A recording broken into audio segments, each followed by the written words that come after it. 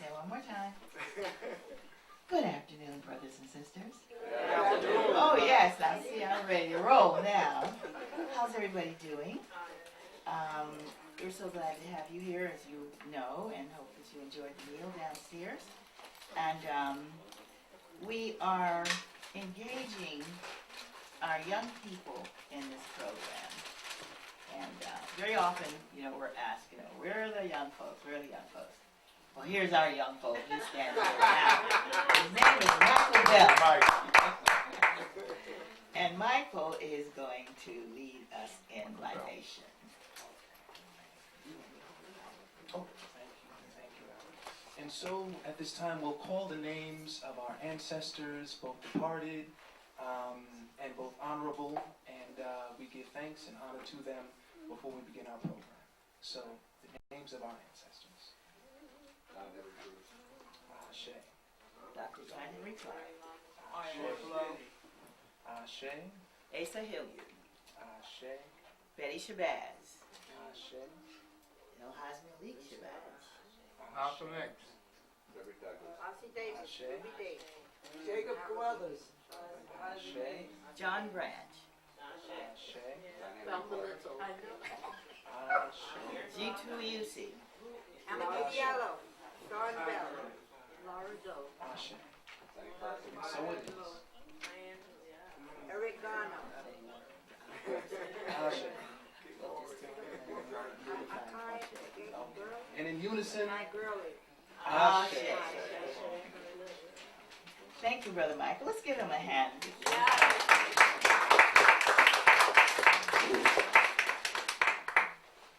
I'm here to welcome you, and I'm going to do so in a brief manner because you are here to,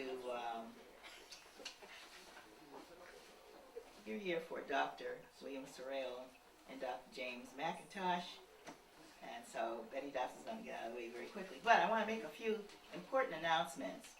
The Association for the Study of African American Life and History has a discussion every first Saturday of the month at the Hamilton Grange Library, which is at 503 West 145th Street. That's off Amsterdam Avenue, and it's from 1 o'clock to 3 o'clock. Dr. William Sorrell will be leading that discussion on the history and the rights of the Black Church, and Dr. Carter G. Woodson. I hope that's clear enough. It's on March 7th. Dr. William Sorrell will be leading that discussion. And we have the person here who is she has been leading us through various discussions about our history through the Cultural Caravan. And Cultural Caravan is on TV, and it comes on Sunday evenings, 8:30 and 6 p.m., and then on the air, Channel 25 and Channel 22. We want you to tune in to these very important discussions. As a matter of fact, Dr. Sorrell is going to be on this program this evening. There's also an order form, Cultural Caravan Productions. They have videotapes and important information that is very affordable. They also have the African American History Tour with Anthony Browder. That's going to be May 23rd to May 24th. So keep these important announcements in mind. And the Benjamin Banneker made the first clock in America. So what? We still don't know what time it is, and that's, of course, that's Brother D. And on Monday, the 23rd from 7 to 9, we're going to have a lively discussion about black folks talking about ourselves. It's going to be at Tamari Temple. Tamari Temple is 126th Street. It's Brother George Tate, poet laureate for Harlem. He and his wife have created this temple, and he has really excellent programs going on there. So try to catch Brother D on Monday. That's tomorrow from 7 to 9 p.m. Brothers and sisters, we're so happy to see familiar faces and so glad that you were able to brave the weather and come out. for these very important sessions, and they're going to continue. These debates are not really debates. We said it before, just in case you weren't here before. It is to impart as much information as is possible in a 20-minute period. Now, our debaters will have 20 minutes to prove that they are bringing to you the most important person, the greatest person in this discussion. Dr. William Sorrell, he is going to be fierce in his defense of his individual, and Dr. James McIntosh, he's going to be equally as fierce, so he claims. So, we'll see. His wife is here to make certain that, you know, she'll give him cues. I don't know if we're going to hold that against him or not, but this is going to be a lively discussion debate. And after their 20 minutes, then they come back with 10-minute, I guess you call it a rebuttal. If they want to come back and slay their opponent in 10 minutes, they can do so. And then after that, we have a summation. We have questions, Q&A session. And sometimes these sessions can become very lively. Our sessions last Sunday was wonderful. Information was brought to us that didn't come out in the original discussions, but it came out later in the question and answer period. And that's what we want you to feel to be a part of it. I also want to say, hope you enjoyed that meal, because this house is a beautiful structure that we are struggling like mad to keep it alive and well. And we're going to ask you for a donation. I'm going to ask you to be as generous as you possibly can be. We generally have figured these discussions, debates, whatever, to run around $800. If we can get that, then we can cover all expense, all food, light, gas, cell phone, everything. So we're going to see if you're going to help us to do that. And we have another very important gentleman just walked in. Where is he? I'd like to meet him. Your wife is here, Dr. J, so behave yourself, okay? Dr. J, we're glad to see you. You know, he summarizes these discussions at the end. And there isn't another person that would be better at doing that summarization than his wife. So, You got yours coming, baby. We want you to have fun. Okay, I want to bring before you now a brother who is a terrific poet, a terrific performer. Brother D, would you want to come to the microphone and regale us with your words and your inspiration?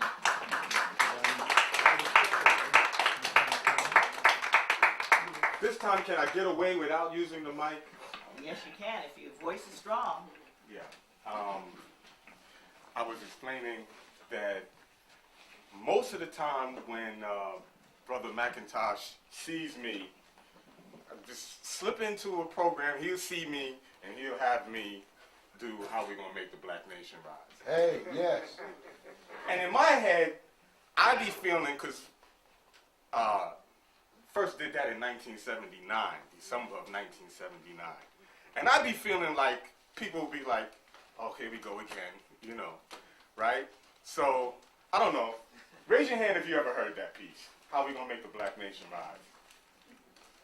Okay. Well, it was only a couple of people, so Good.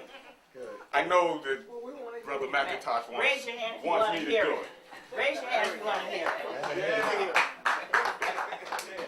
Because I was going to be like, I'll do something different, but That's so powerful. keep the beat.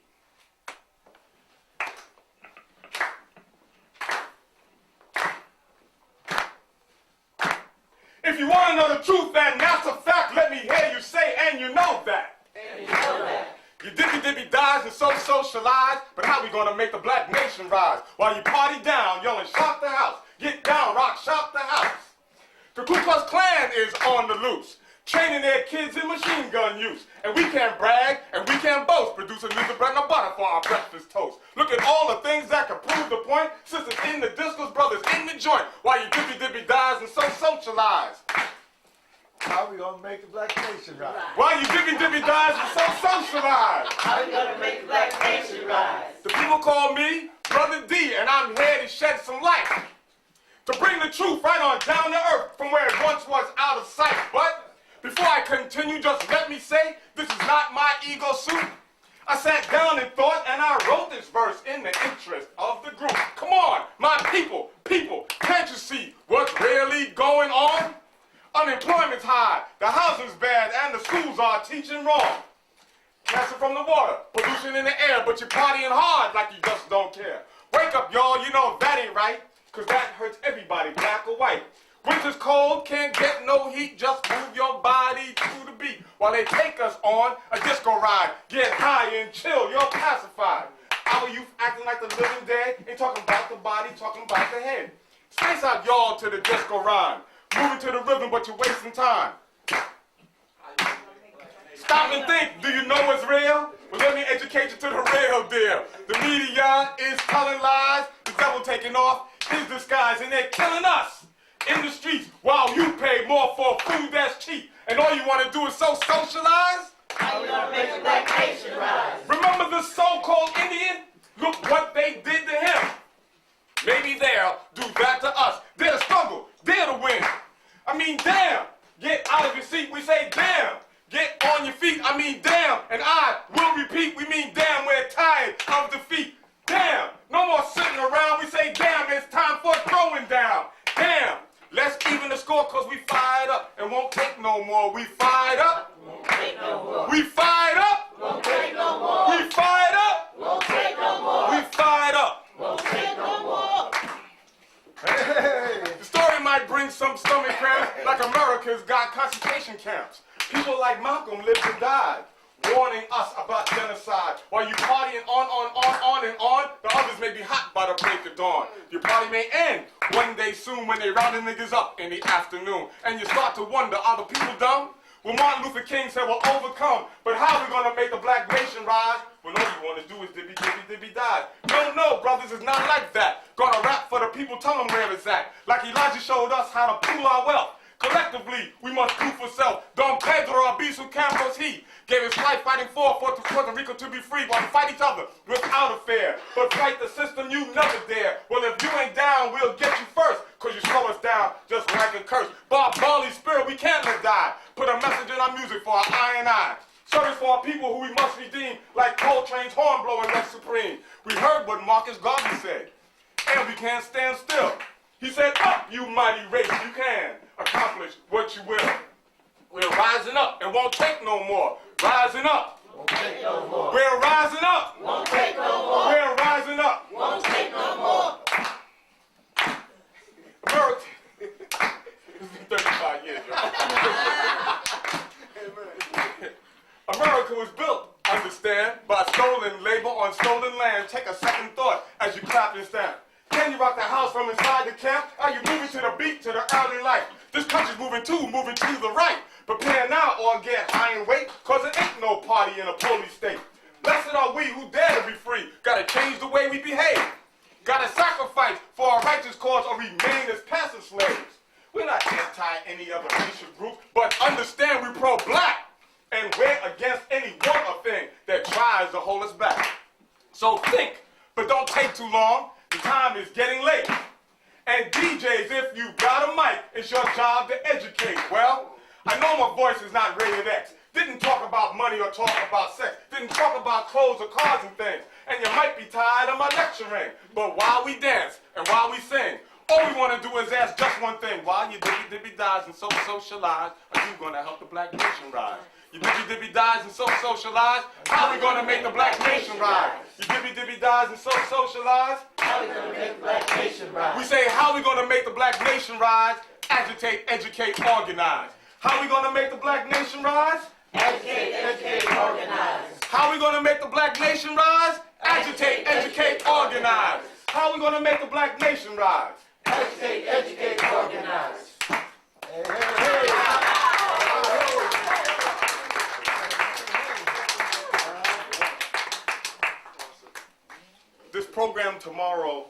was announced, but I've got flyers which I'm going to want to hand out when the program is over. And I don't know what to call this, an essay, something. One sheet of paper, but challenging our perspective on protest. It's talking about justice without power is at best charity. And one more tool I'm the in keeping us powerless. I'm So the I hope you archivist of Clarke House, so I expect you to leave at least a copy for me. Yes, sir. Now, can you imagine Brother D came to City College right down the street? What was it, 1973? 73. 1973, he came for an interview in a special program to create doctors. He came with flyers ready to dispense information on the struggle. I said, brother, you can't be doing that. You put those flyers away. But Brother D stood strong, he's been strong. Let's give this brother an acknowledgement. Look, you left out a part. Left out the small part. I was wearing a kufi. He got these kufi wearing things, from me.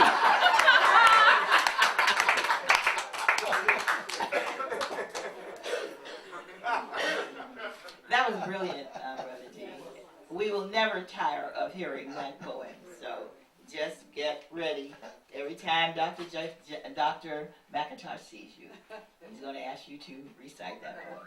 And we better get Brother Tate in here to do his poem. What is that, Dr. Mack, Brother Tate's poem? Black Brigade. The Black Brigade. Now that'll have this place shaking, y'all. Okay, we're going to do that. You guys can be here next Sunday. Now, I'm not going to introduce these great scholars and historians because we all know who Dr. Sorrell is. But we know that Harriet Tubman is going to smile from the great beyond for the kind of recital of her work in our lives and the very important role in our history. And we know that John Brown, who was a European, but he had a very important role in our liberation. He was a good white man.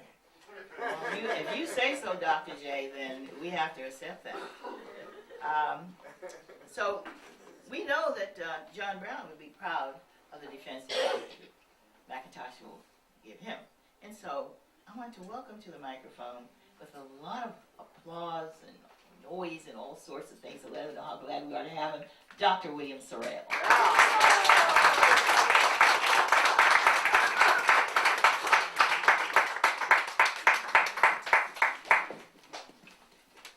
Okay, thank you. A few minutes ago I saw Dr. McIntosh and I said, Brother McIntosh, I'll be kind to you if you're kind to me. And he gave me a little smile and he walked away. Before I get started, I'd like to make a brief introduction. My family is here. My son Aiden, raise your hand.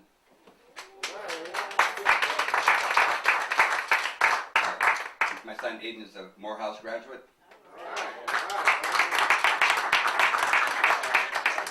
Is Danielle here? Yeah. And my daughter-in-law, Dr. Danielle. She gets a doctorate in psychology. And then their little baby, my granddaughter Avery.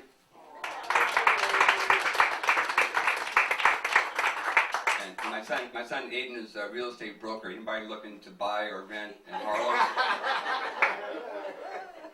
I get a 10% commission. And my daughter Garnett, raise your hand. Garnett is a Spelman graduate. And her husband Dane McKenzie. And my little granddaughter, hi Dylan. Okay, let's talk about Harriet Tubman, but I want to put this into a historical context of abolitionism. And I want to start with two rapidly developing diseases that alarmed slave owners in 1851. Samuel Adolphus Cartwright, physician, wrote in a publication called DeVoe's Review you want to look it up in the libraries, capital D-E, capital B-O-W, apostrophe S, review. And it was sort of a manual for slave owners, dealt with everything like crop rotation and how to take care of your slaves, how to take care of illnesses, how to treat them, etc. So Dr. Cartwright was very alarmed because of two diseases that were running around the plantations. First one was called drapetomania, disease causing Negroes to run away. And the second one was called Disathesias aethiopica, disease causing Negroes to be destructive. And he went on to say, basically, you had to control through whippings and other forms of severe punishments. If we look at this story of abolitionism, we find before 1830 that many slave owners said slavery is a necessary evil. George Washington said, quote, "There's not a man alive who wishes more sincerely than I do to see some farm or some plan adopted here in Virginia to abolish slavery." He died in 1799. He didn't free anybody, except he said that his slaves should be free upon the death of his wife, Martha. Thomas Jefferson said, quote, "I tremble for my country when I reflect that God is just and that his justice cannot sleep forever." And so his solution was to banish us to the banks of the Missouri River, because he said the day would come when the races would be at odds and there'd be a war. And he feared that there'd be what he called a fireball erupting in the middle of the night. And that fireball became the Civil War. However, once they began to go westward and cotton began to expand, no longer did they talk about slavery being a necessary evil, but now a positive good to be defended at all costs. And that's the reason why in 1829, when David Walker wrote his famous David Walker's Appeal to the colored people of the world, and expressly to those in the United States of America, it caused extreme alarm, because David Walker simply said, go and take your liberty. And the only way you can take your liberty is by killing. And many abolitionists who were not of that vein of thought reacted rather harshly, because at that time, the main attitude against slavery was what they called moral persuasion. And that meant simply go to your master and tell him you want to be free, and try to explain from morality why you should be free. Well, it doesn't work. It worked for a few people. One famous person, a name that you should recognize from our history, it worked for Cassius Marcellus Clay. You know that name? Who has that name? Muhammad Ali. He was named after the slave owner in Kentucky. Cassius Marcellus Clay became an abolitionist. But the vast majority are not going to give up their properties. In 1843, Henry Highland Garnett, a former enslaved person, and at that point a Presbyterian clergyman, was at a colored man's convention, and he proposed what David Walker proposed. Go to your master, tell him you want to be free, and be refused, then cut his ass. And take your freedom. That was so provocative that the delegates voted against it, 18 to 17, and it wasn't until 5 years later that it even got published. Because, again, most of the abolitionists are saying moral suasion. Now, some of the abolitionists were saying things like, don't get involved in politics. William Lloyd Garrison said, the United States Constitution is a covenant with death and an agreement with hell. So don't vote, don't support like the Liberty Party, anti-slavery parties like the Republican Party. Wait for something to happen to end slavery. Where everybody couldn't wait, and Harriet Tubman could not wait, nor could John Brown. And Harriet Tubman, in 1849, ran away with two of her brothers. But being somewhat frightened, because again, you run away, you get caught, you get punished in most cases. Being frightened, they hid out for several weeks, and they came back. I don't know if she got punished, because I didn't never find anything in the records. She may not have been punished because there are often times when slaves would run away for a week or two or three because of some dissatisfaction, And their owners were so happy they came back that maybe they worked out some agreement about how they should be treated. But then she came back and she helped her niece and her niece's 2 children to escape. And this is going to start her journey. Now you think about this, running away, how do you run away? Where do you run to? Well, the ultimate goal is Canada. The lesser goal would be up north, New York, Pennsylvania, Massachusetts. Prior to 1850, the United States Constitution has a clause. If you look at the Constitution, you never see the word Negro or African nor slave. You see like other persons, 3/5. The Constitution has a clause simply saying anyone who owes labor or service to someone in one state, say Alabama, cannot leave that state to avoid that labor or service. That's referring to those who were enslaved. But usually, once they got outside of what we call the slave South, they were basically protected because a lot of states have passed liberty laws, basically saying we're not going to return people who come up here out of slavery. That changed in 1850. We have what is called the fugitive slave law, very harsh. Fugitive slave law called upon everybody to give assistance to help the slave catchers. There was United States commissioners. They would appoint a magistrate, no jury trial. The magistrate would hear the evidence, make a decision, and if he found that the party was guilty, then he received $10. If he found the party was innocent, he received $5. So it's kind of stacked. So now we have about Harriet Tubman. How many trips did she take, and how many people did she rescue? Well, it's not clear. You probably heard the figure she rescued 300 people. That may be true, it may not be true. Harriet Tubman herself says she did like 8 or 9 trips, and she thought she rescued around 70 to 80 people.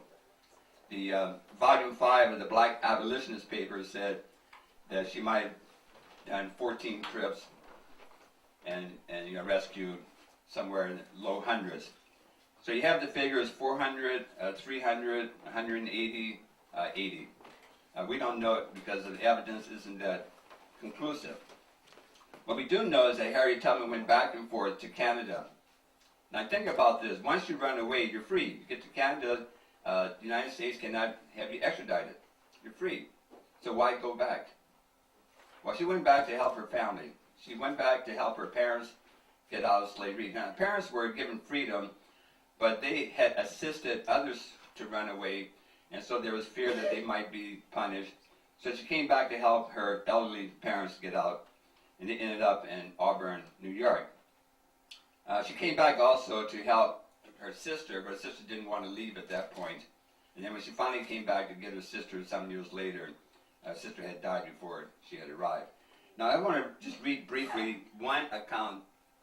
Here in New York, there was, you had these various cities like New York and Philadelphia and Syracuse and New Bedford, Massachusetts, and others, where you had the Underground Railroad, and you had the what we call station masters.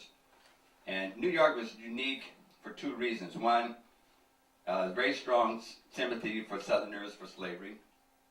And you may know that New York City talked about seceding from the United States during the Civil War, when they had Fernando Wood as the mayor, because of Wall Street and because of all the banks and the investment houses for Southern cotton and rice and tobacco and so forth. And in New York, we had Sidney Howard Gay, a white fellow who was in charge of he kept a book, he kept a thing called Record of Fugitives, which is available at Butler Library in the Rare Book Collection at Columbia University. And unlike a lot of the other station masters, he kept detailed information. Others would simply say maybe 4 people came through and then they went to Syracuse. And there are twice that he recorded Harriet Tubman coming through Manhattan and referred to her as Captain Tubman. I just want to read briefly something that he wrote. In May of 1856, he said Harriet Tubman arrived with 4 men, Ben Jackson, James Coleman, William Conaway, and Henry Hopkins. those 4 men had a value together worth $6,000. $6,000 then would be easily 20, 30 times today. So you can see they were extremely valuable. They left Newcastle, Delaware on May the 8th, and they saw a reward notice. So they hid in what they call a root cellar. It's like keep your cabbage or other things, sort of natural preservation. And also they hid in the home of a black woman for about a week. Now meanwhile, Harriet Tubman went back and forth by train now. Kind of unusual, right? And I'll explain a little bit later why. She went back and forth by train to Wilmington, Delaware. But then she didn't have the like 20 cents for a fare, so she couldn't get back. And so a friend of hers went and brought the 4 men to the home of Thomas Garrett, someone else involved in the Underground Railroad. That was in Wilmington, and then that was on May 11th. Then on May 13th, they went to William Still's office. William Still was very active in the Underground Railroad, a runaway himself. Then they took the train to New York City, arrived on May 14th, then they went out to Syracuse in Canada. Now, I said the train, we always think about people running away through swamps and so forth, being chased by bloodhounds. Well, yeah, that was happening too, but see, you got to keep in mind, Delaware only had 1,800 enslaved people, and Maryland had roughly the same amount of free people and enslaved people, around 84,000. And so you get that many people who are not enslaved, it's hard to tell who is free and who is not. So they kind of mingle. It's like saying who's a Dominican and who's a Puerto Rican. Puerto Ricans are legal. Dominicans may or may not be legal. How can you tell the difference? I mean, obviously you speak Spanish fluently, you can tell from the tone of their voice who's Dominican, but otherwise you can't. So they went by train, they went by boat. See, on many occasions. See, understand, America's capitalistic. Capitalism means money. Money means profits. Profits means, okay, boy, how much you get? So if someone's trying to run away, and you got a fare for the train, no one's going to say, wait a minute, what's your status? Give me the money. So they jump on the train and jump on the boat. And see, again, this is documented by William Still and documented by Sidney Howard Gay in terms of how people came to these various stations. Okay, I mentioned that she went back in 1856 to get her sister, Rachel, who for whatever reason wasn't ready to go. And so she took 3 others and she helped them to get away. In 1857, she freed her parents who were subjected to arrest because they were aiding runaways. And in 1860, she was involved in an incident in Troy, New York. Charles Nalle, N-A-L-L-E, was captured by slave catchers, and a mob came out to try to prevent him from being taken back into slavery. And Harriet Tubman was involved. Now, whether she was the leader or just part of the group is not clear because there's various kinds of accounts of what she was doing at that time. What happened with Charles Nalle was very similar to what happened in 1854 with Anthony Burns in Boston, where it took over 1,000 militia and United States Marines to take him back to slavery because a mob would come out trying to prevent his capture. Harriet met John Brown, and she met him in 1858, and he gave her the title general, and Sidney Howard gave her the title Moses. But she met John Brown, and actually she worked with John Brown. She introduced him to some runaways who were in Ontario and Canada, and she was involved in helping to plan the attack at Harper's Ferry, as was Frederick Douglass. But neither Douglass nor Harriet Tubman took place. Douglass thought it was foolish what Brown was trying to accomplish, thought it was going to fail, so he backed out. But he was implicated, so he had to flee for his own safety. Harriet may or may not have been sick, but she didn't take part, nor did any other prominent abolitionist. And so John Brown had his attack, and as we all know, it didn't take place. I mean, it took place but didn't succeed. Trying to see here. So then the Civil War breaks out, and see, again, this is a woman who goes back and forth, back and forth, back and forth. Okay, I mean, she's up in Canada, she comes back. She's up in Auburn, she comes back.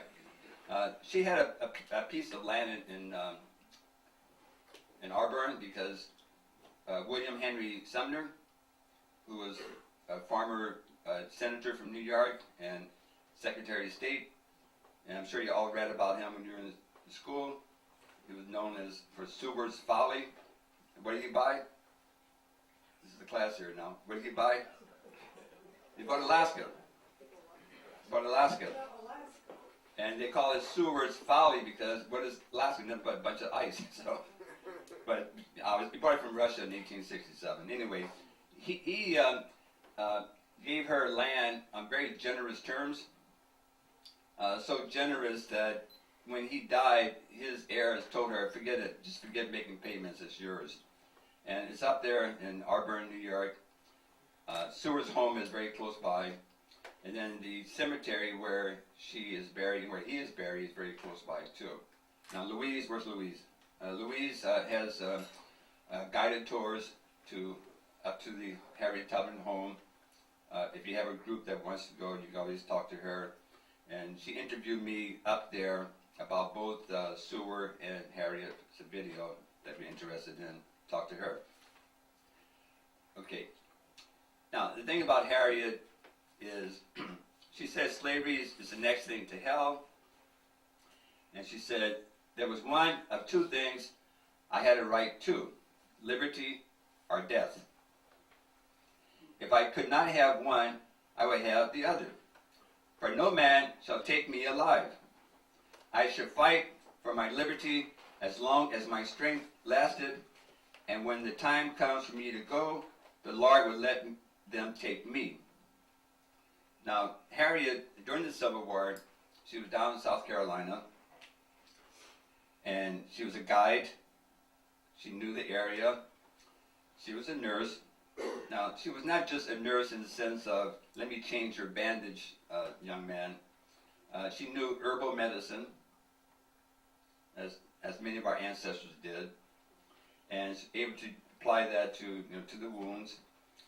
She led a raid with 2 gunboats into hostile territory that ended up freeing over 700 enslaved people, and plus capturing Confederates and war equipment.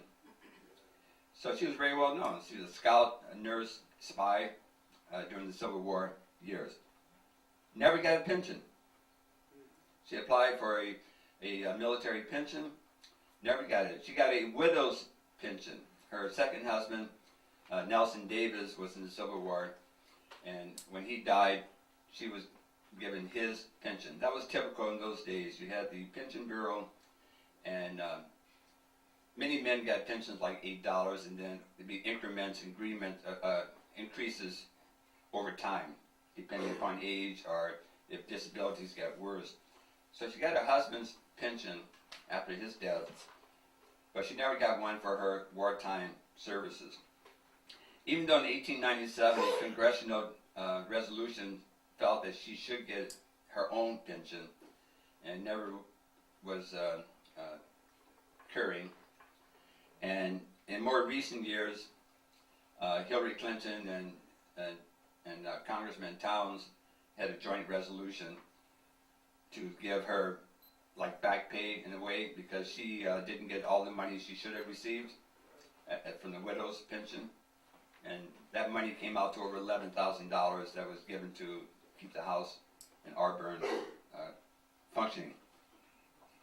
All right, so how do we assess Harriet Tubman? She died in 1913 and in her home. At her home, she created a home for old folks and people who needed help. She had a hospital. Up there, there's a museum showing her history and the history of slavery.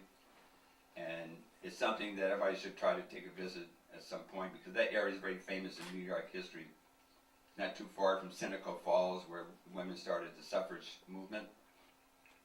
So Harriet Tubman is this person who's been documented, but again, the documentation is somewhat sketchy because she couldn't write, and others wrote her story, which means may not necessarily told the truth, because in those days there were a lot of books written about people like Harriet Tubman, and you always have the profit motive, and so things could be embellished and so forth. Now, there aren't that many photographs of her. Jacob Lawrence did an artist rendition of her with, with a pistol in one hand, very strong, courageous-looking woman. But then there's a photograph around 1888, and you see her all bent over. So it's hard to know what was her physical conditions. We know that she got some brain injury because someone was being chased by an overseer, and he threw this heavy object and hit her. And it caused her to, I guess, have periods of time when she would just blank out. And so that obviously it probably affected her mental capabilities. So others would tell stories. There's something like 28 books about her, children's books in the Brooklyn Library. And so there's a lot about her. Now, I think what makes her important is that she said she kept going back, going back, going back. Frederick Douglass ran away. He never went back to help anybody get out. William Still ran away. He never went back. Jermaine Loquin went to Syracuse and from Tennessee, and his owner, Mrs. Sarah Logue, found out where he lived and wrote him a letter. She says, "I want you to send me $1,000. You stole the horse when you ran away. And my farm is falling apart, and I need you to come back. I always treated you like I treat my own." So he wrote back, "You wicked woman." He said, "If I come back, it's for my mother. And how dare you say that you treated me the same as your own, because my back bears the scars from the whippings." And he says, "Since you know where I am, if you want me, come get me or send someone in your place. But be warned, come prepared to die." But he never went back either. So she went back. I mean, again, if you think about it, just think where we are in New York City. How far is Canada? Well, I look on the atlas, and from Baltimore, because she came from the Eastern Shore, from Baltimore to the Canadian border on a straight line is about 300 miles. But then you got to zigzag because you might go to New Bedford in Massachusetts because you had help, and you may scoot over to Syracuse and so forth. So again, there are points where she be walking, points on the train, points on boats, but it's still hostile territory because once the law in 1850, Fugitive Slave Act, said everybody got to help, some people believe that. See? And some look like you. So some look like you because, I'll conclude with this. In Cincinnati, in one of our papers, there was like, beware. There's one who looks like you who is selling us back to the slave catchers. So you never knew. So you never knew who to trust. And that's why the fact that she went back at least 9 times, maybe 19 times, puts her into the realm of greatness. Okay.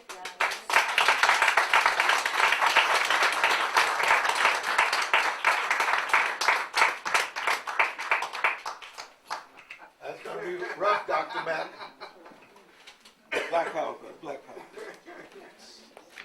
And now at this time, we're going to have the Honorable Dr. James McIntosh argue for John Brown. So let's give him a warm welcome.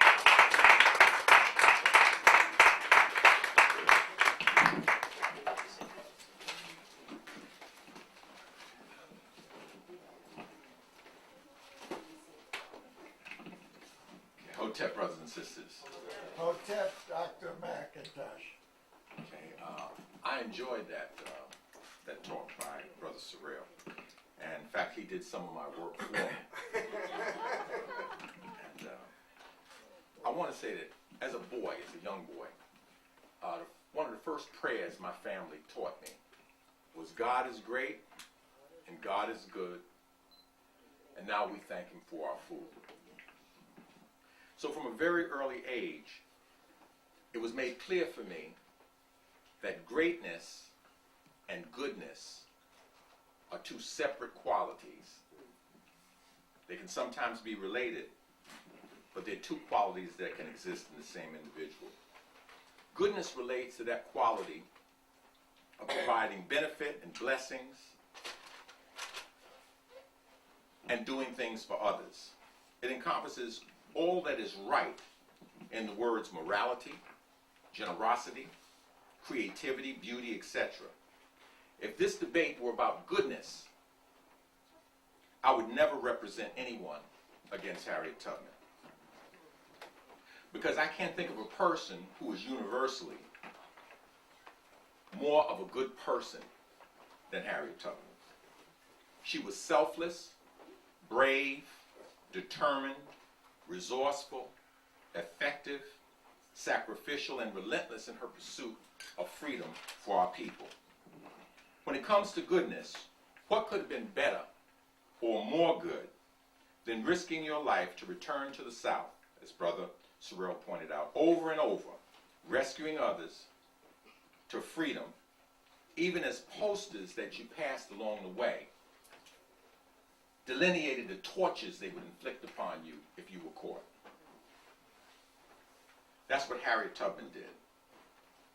What can be better and more good than tending to sick and infirm freedom fighters, using a cloth and melted ice, as Harriet Tubman did, to remove the caked blood and flies from wounded black soldiers' wounds in the Civil War?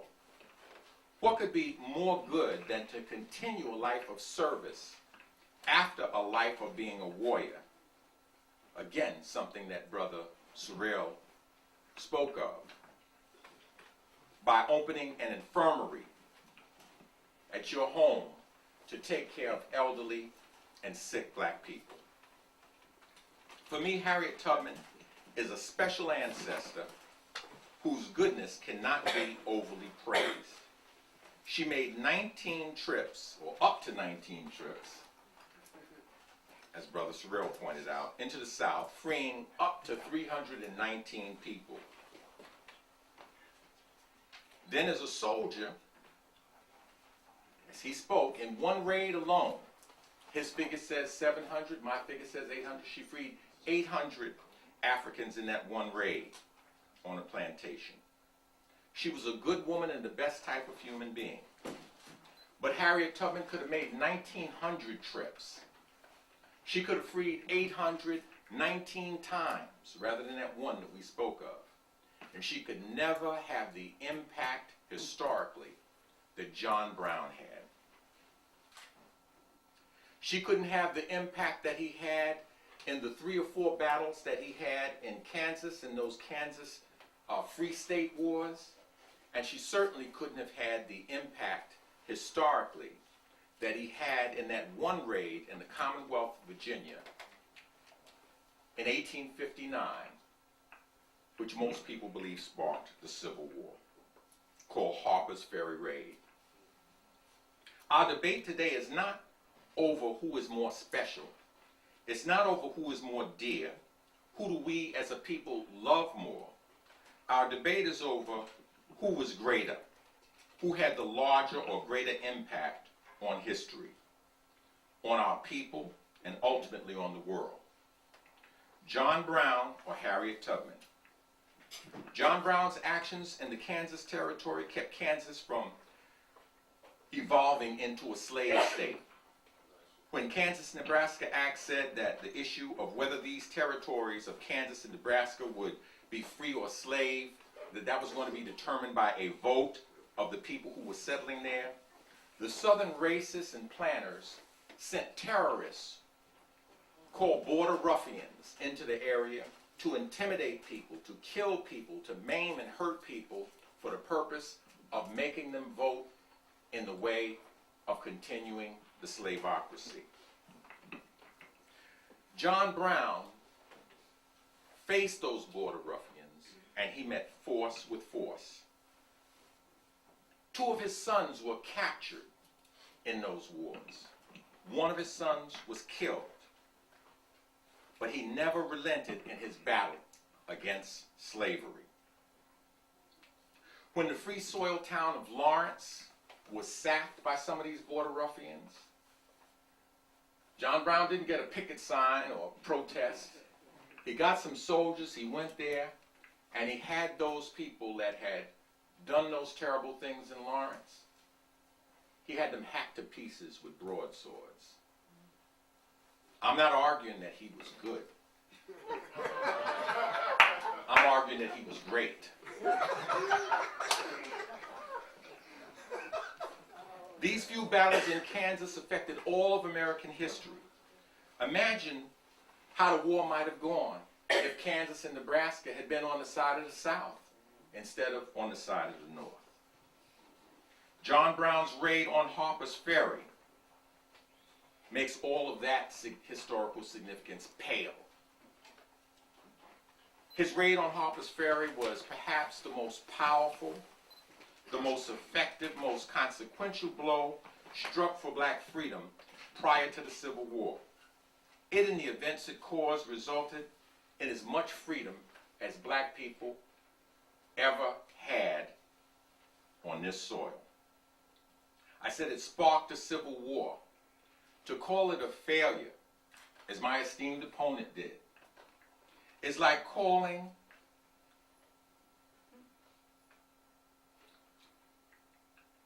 a fuse cap that has a little tiny explosion, calling that a failure as an explosion, when it sets off the dynamite, tons of dynamite, that causes the larger explosion. The raid on Harper's Ferry started the Civil War. And the Civil War freed more black people than anything has ever done before or since. It wasn't a fluke. It wasn't the impulsive act of a madman, as some historians try to say. It was a well-planned culmination of the work of a man who his entire life had opposed slavery and who had in the years leading up to this battle prepared himself and his family to take effective action to end the atrocity called slavery, and who was successful in doing so. It's the work of a man who organized, raised money, secured weapons, and actively recruited soldiers for the purpose of ending slavery, and did it.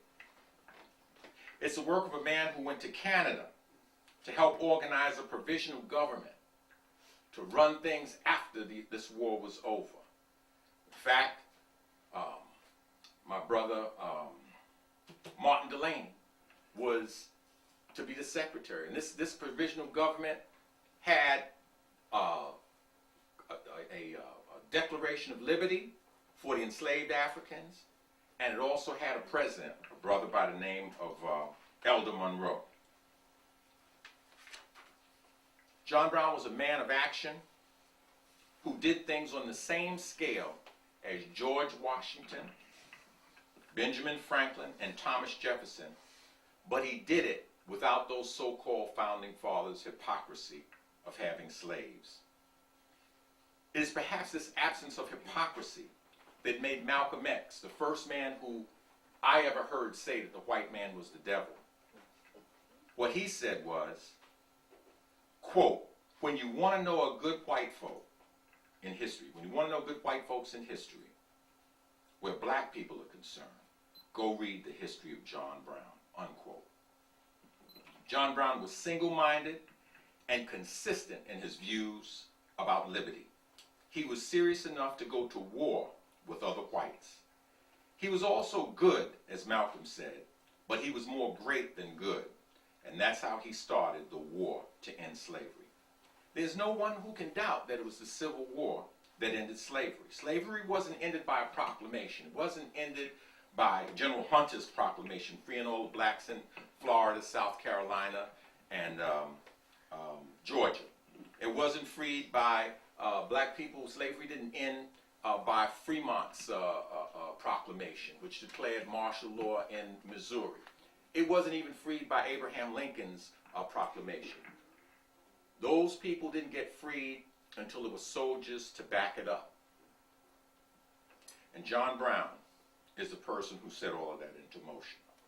Slavery ended, but not until 179,000 black soldiers, making up 10% of the force of the Union Army, joined and turned the tide of the war.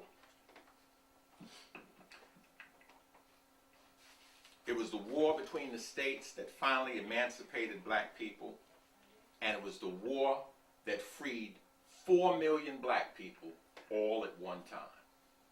So when we're talking about historical significance, we're talking about greatness, we're talking about John Brown and his raid on Harper's Ferry that started all those things into motion.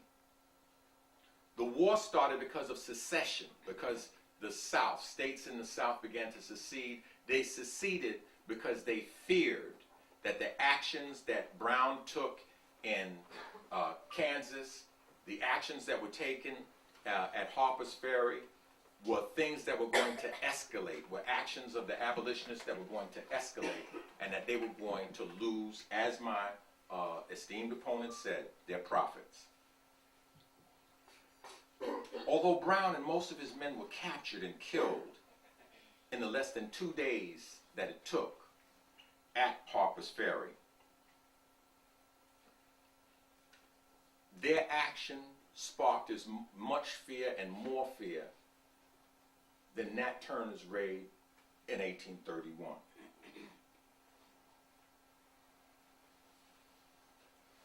Brown and his supporters died knowing that the oath that Brown had taken in 1837, when he said he consecrated his life to the destruction of slavery. How many of us have done that now?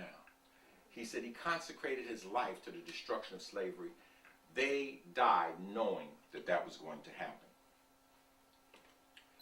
John Brown could in many ways be called a prequel to the Civil War, his raid on Harper's Ferry. In fact, the opponent he faced at Harper's Ferry was Colonel Robert E. Lee, the soon-to-be traitor who would become a general in the army of another country, the Confederate States of America. And so the irony of it is that John Brown was convicted of treason against the Commonwealth of Virginia by a traitor who was going to fight against the United States. I think that Thoreau, the poet, got it right when he said about Brown's hanging. He said, "He will make the gallows as hallowed or as holy as the cross."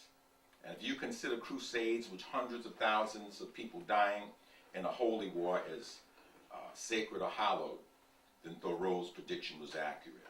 John Brown's raid and martyrdom did all of that, and a bag of chips. I said it was not a fluke.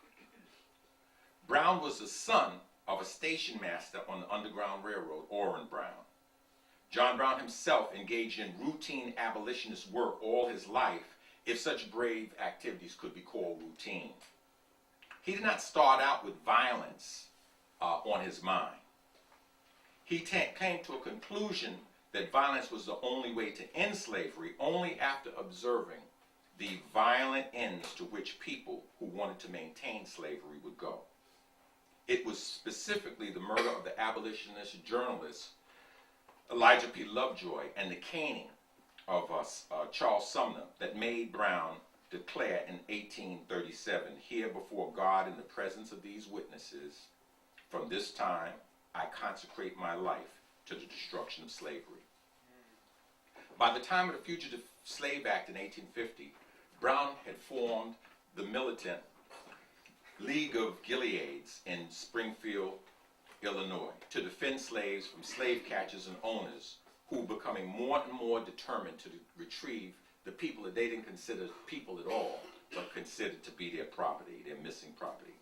It is said that after Brown formed this militant league of Gileadites, that no African was ever retrieved from Springfield, Illinois again. So we're talking about from 1850. But even before this, Brown was organizing and fervently speaking so militantly that he was affecting people such as the black abolitionists like Frederick Douglass.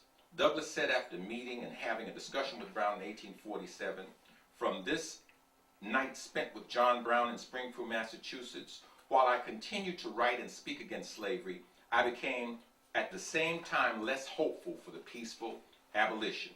My utterances became more and more tinged by the color of this man's strong impression." So by Douglass's own admission, his association with Brown made his talk more militant and more strong. By 1852, which is just 5 years after meeting with Brown, he's given his most famous address, which is, "What for the American slave is your 4th of July? I answer, a day that reveals to him more than all other days in this year the gross injustice and cruelty to which he is the constant victim." He ends that thing up by saying, "There's not a nation on earth guilty of practices more shocking and bloody than are the people of the United States at this very hour." By 1857, Douglass is saying, "If there is no struggle, there is no progress. Those who profess to favor freedom and yet depreciate agitation want crops without plowing up the ground, and they want rain without thunder and lightning. They want the ocean without the awful roar of its many waters. Power concedes nothing without a demand. It never did, and it never will." So when you evaluate the greatness of even people such as Frederick Douglass, you must also give credit to John Brown. Certainly Frederick Douglass felt that way. Listen to this excerpt of a letter of reference that he wrote for Harriet Tubman, sent by him from Rochester on August 29, 1868. It's a letter of reference. He says, quote, "Excepting John Brown of sacred memory, I know of no one who has willingly encountered more perils and hardships to serve our enslaved people than you have," talking about Harriet. "Much that you have done would seem improbable to those who do not know you as I know you. It is to me a great pleasure and great privilege to bear testimony to your character and your works, and to say to those whom you may come that I regard you in every way truthful and trustworthy. Yours, your friend, Frederick Douglass," unquote. So Douglass, who was a contemporary and a friend of Harriet Tubman, who knew her and was fully able to evaluate her work in comparison to John Brown, answered in on today's debate in favor of John Brown. Douglass acknowledges Tubman's works, her character, her trustworthiness, the hardships she experienced on behalf of her people, and said, quote, "Excepting John Brown," meaning except for John Brown, "I know of no one who has willingly encountered more perils, hardships to serve our enslaved people than you have. Nobody except who? John Brown." Now here's the clincher, and I'm finished. Harriet Tubman felt the same way. Listen to this excerpt from this letter from Mr. F.B. Sanborn, Secretary of the Massachusetts Board of State Charities. He's also one of the so-called Secret Six that used to fund John Brown. He's talking about Harriet and her relationship to John Brown. Sanborn writes, "She was in his confidence in 1858 to 1859, and he had a great regard for her, which he often expressed to me. She aided him in his plans and expected to do so still further. This first time she came to my house in Concord after the tragedy, she was shown into a room in the evening where Brackett's bust of John Brown was standing. The sight of it, which was new to her, threw her into a sort of ecstasy, of sorrow and admiration, and she went on in her rhapsodical way to pronounce his apotheosis, and apotheosis is deification.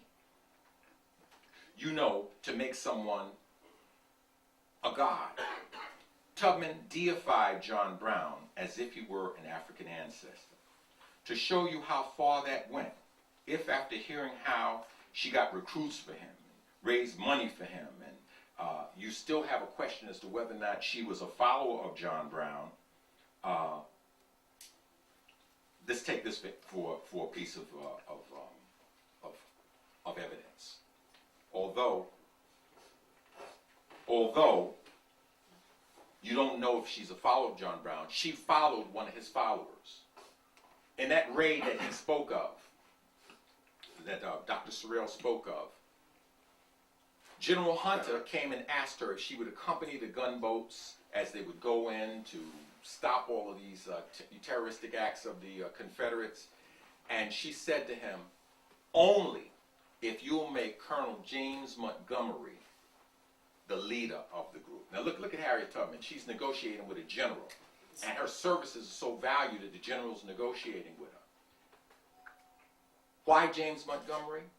Because James Montgomery was a follower of John Brown down in those Kansas wars, and Harriet Tubman was very familiar with him. So some people say she wasn't at Harper's Ferry because of illness. Some people say she wasn't there because Frederick Douglass talked her out of it. But she was a follower, and she followed his follower. And these are the reasons. I mean, what I'll do is I'll summarize when I come back. But I think I presented evidence already that John Brown did things that were more historically important. Harriet Tubman's the better person, in my opinion, no doubt about it. She's my special ancestor. I love her. But John Brown was the person that launched those acts that led to our freedom, and even Harriet Tubman and even Frederick Douglass, people who lived in her day, felt that same way about it. Thank you very much.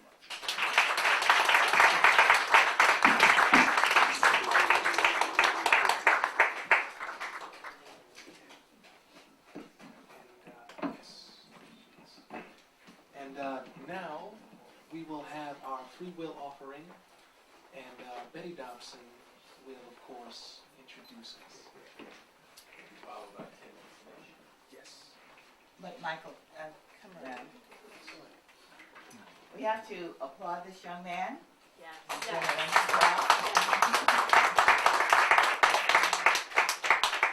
And he's going to have to learn how to ask black folks for money. That's a part of your training. Okay? All right, now, what would you say is the most important thing that would want folks to give liberally this afternoon? Anything you can spare. As McIntosh says, the McDonald's money that you have hidden somewhere, anything that you don't really need for essential services or life or rent, etc. We're not asking for rent money, but anything you can spare. Okay, that's Do it good. like, what kind of money do you want? The minimums. You want the lotto money? 40-ounce money? The lotto money, the 40-ounce money. How about the Atlantic City money? The Atlantic City money. Yes. Just about. No. Somebody told me it was time to We're behind about an hour, Sister Wilson. Okay, well, in that case, I'll just make my donation of $100. Hey. There's no place like Clarke House. There's no. You are doing good, Michael. How much do we have so far? So far we have 200. If anyone has a 20 they could spare. No, we want another couple of hundred. No.